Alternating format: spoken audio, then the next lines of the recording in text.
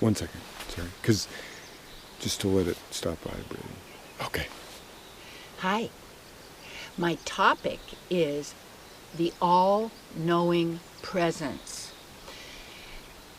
This presence, the presence of a being, the presence of consciousness, and to know that that all-knowing presence is with you always. It's with everyone because it's part of us. It can never be destroyed. We could forget about it. We can pretend it doesn't exist. We can be ignorant about it. And yet that all-knowing presence is what we are part of. Inseparable. And I have a new student in London, and we were her issue was she really didn't know what she wanted to do with her, with her work and herself. And because I know people really do know, and yet when you share with other people what you're going to do, you also open yourself up for them to let you know it won't work and it can't happen. And then just that thought of that idea, by giving other people that power greater than we have, because they know more than we do about ourselves, which is not true. But when we ask other people for their opinion, other people are going to give their opinion, but we really don't need opinions. And it's just like trying to use the mind to solve your problems when the mind creates problems, this false mind, not the true mind, divine mind. Divine mind's all-knowing. And so when we were working on our session over the phone, by the end it was so thrilling for me for her to be so enthused, because she always did know what she wanted to do and who she is. And she had come from Nigeria with her mother and all her struggles and what she had really accomplished with herself. And it was really all based on hers and her mother's spirituality, in that sense of knowing that there is a divine presence within. And yet we can know that, but we can forget when we're around other people who do not know that, who are accepting all the limitations that they've been told are true and real and absolute. I remember when I first wrote, "What you think of me is none of my business." And before that, I was already a motivational speaker and speaking for companies and groups and banquets and that sort of thing. And people said, "Oh, well, you can't speak at these things unless you have a book." Well, I didn't have a book, but how come I got speaking engagements anyway, you see? Then after that book was out, then people said, "Oh, you have to have another book, because you can't just have one book, because this is the rule."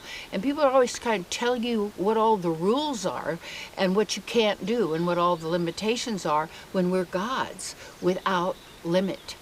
And that means that when we get in touch with what we really want, it would be good to take a piece of paper if you need and just start writing down what's really in your heart. If money was no issue, if age was no issue, if education was not an issue, if background and your past experience was not an issue, what would be the truth? Now the problem is when most people go to share or to reveal what they want, they're coming from their mind and not their heart. Not what feels right, not feels good, not. And this person, I in the very beginning of our session on the phone, I picked up right away. She's a speaker, she's a teacher, she's got books and all these kind of things. And when it got to the end of the session, she started telling me that she had a speaking engagement coming up, and I said, I knew. And I tell you, it's so fascinating when we really look into our own being and start bringing forth our own inner knowing and what we desire in our heart and what feels right for us and the way we want to live and such. Like for me, I'm a nature person, and I always, when I looked many years ago as to where I had bliss, it was always being in nature.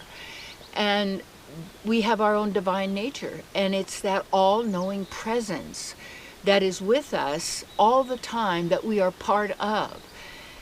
And so we're all one already, all part of that same all-knowing presence, and yet we're all individuals. And this consciousness that we have, according to the Vedas, has two parts: what we know and what we do. And the problem is when we're full of false knowledge that is not based on absolute unconditional love and absolute knowing of who we really are and being who we really are, as kind and loving and creative and problem solvers in a sense. Because when you come from the all-knowing presence, the problem that is solved does not create another problem, because it works out for the highest good of all.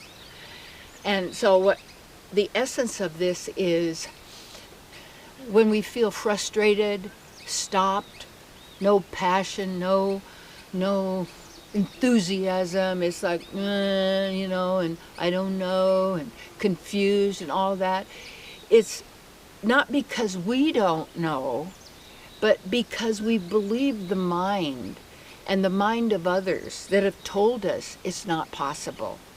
There was a woman that used to write an article that I liked in a magazine, and it was called "Refuse the Verdict." And everybody has a verdict. They want to tell you why it won't happen. And if you take that in, then you believe that when all things are possible. And if you're lacking that enthusiasm and there's fear and doubt and insecurity, you're in that false mind. That's a symptom of it. And to free yourself from that is somehow to allow yourself to fully express and share what's in your heart, but not with someone who's going to validate and reinforce your doubt or the confusion or the chaos. And with so many complications, it appears, around us, different opinions and all that, but they're basically two sides of every story or more, because that keeps that conflicting reality going. And when we're in our heart, there is no duality, there is no conflict, because there is not an enemy. There's not another side, because it's a certainty. And it's almost like the difference. Voting is about who's going to have the most votes. But actually in societies, ancient societies that were very harmonious and worked well together, they always operated on consensus, which meant it wasn't about who's right and who's wrong, whose opinion is right and whose opinion is wrong. It was people would tuned in because they were not false ego directed as I'm going to be the greatest, or I'll have the most money, or I'll get the most power, or I'm going to control the world. Da, da, da, da. It was like, wow, what's going to work for everybody and everyone, not everybody, but everybody and everyone. And to know that this is the power that you have, and if you're in this doubt period, it's that you've forgotten the all-knowing presence is with you, but you must turn within, because it works on free will. It's the divine does not interfere. You have to desire that and ask for that. And then when we have, that's our main desire, is to know, to love, and to serve, to be our true self, with the capital S, the divine in all, where we are already all one, is that you have that choice to either be believing all of those thoughts, those words of lack and limitation and what's not possible. No wonder children in school could be bored, because we're creative. And when we're allowed, but not even allowed, we have to give that to ourselves, and not be expecting and saying, well, they didn't tell me, and they didn't tell me, and this doctor didn't tell me, and the dentist didn't tell me, and the real estate person didn't tell me, and the government didn't tell me. Really? When you give your whole beingness over to someone else, you're not with the all-knowing presence. It's being cloaked in ignorance, layer after layer after layer. And then you perceive people in this dumbed down state as if robots, just fulfilling a repetitive job, just doing the same thing over and over again, just to survive. But you don't need to survive. You're a divine being. You're a God. Not the big deal, but you're a God with all godlike powers and qualities. And the first step is to get to know the all-knowing, all-loving, everywhere present presence that is with you, that is part of you. And we're so taught to look outside to some search engine, what we would say someone else, that we have said knows more than we do about who we are and what we desire and what we want. I had got the opportunity to be with Buckminster Fuller when I had my ministry in San Diego, California. And as many of you know, Buckminster Fuller wrote Critical Path and the Operating Manual for Spaceship Earth, and really brought forth the geodesic dome. And what he was so cool about him is he wanted to find out, see, the divine experiment. Why not find out what's possible for you? And I don't mean in following in the footsteps of the celebrities and the world leaders and all these people. No, who cares? It's like if you're a singer, but you're not singing because you think, well, there's already singers. That doesn't matter. You need to sing. It has nothing to do with anything. Well, how much money would I bet? It has nothing to do with anything. Because when you're in your right place. And so Buckminster Fuller wanted to find out, what could one person do without a formal education? But that meant that he would go where he needed to go to get the information he wanted for what he wanted to accomplish, you see.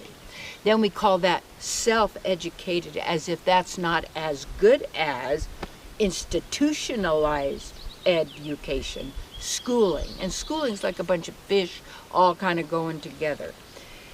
So that's the uniqueness of who you are.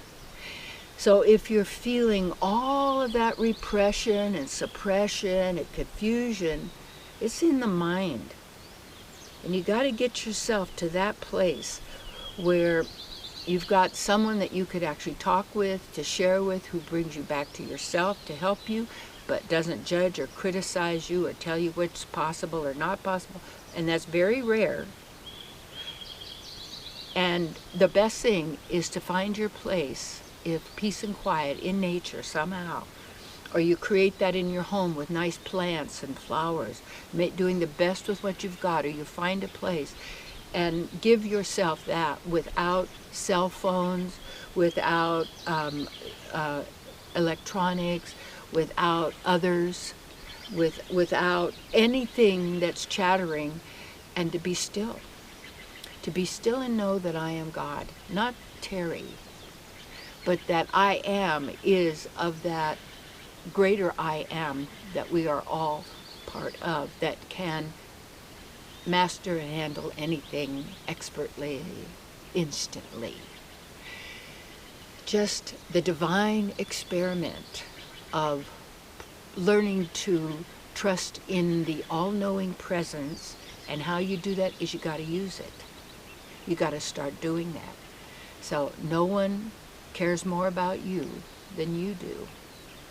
And ultimately, they cannot do it for you. You must do that for yourself. You can't buy it. Can't sell it. No, can't get it in a catalog or on the internet. Doesn't exist there. Knowledge, though, but you got to apply it. And when you apply that sacred and spiritual knowledge, you empower yourself, and thus are empowering all to be that way. Yeah. So just find your spot. Get a piece of paper if you need, or whatever. Just write down what's really in your heart, what you really want to do. And maybe you were stopped at childhood, or maybe as a teenager.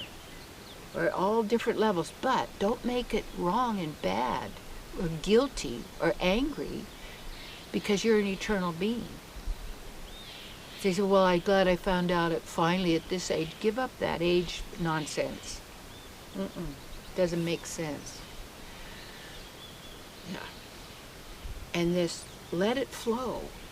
Reactivate your life. And then nobody and nothing can defeat you, knock you off. You're strong, loving, powerful, centered.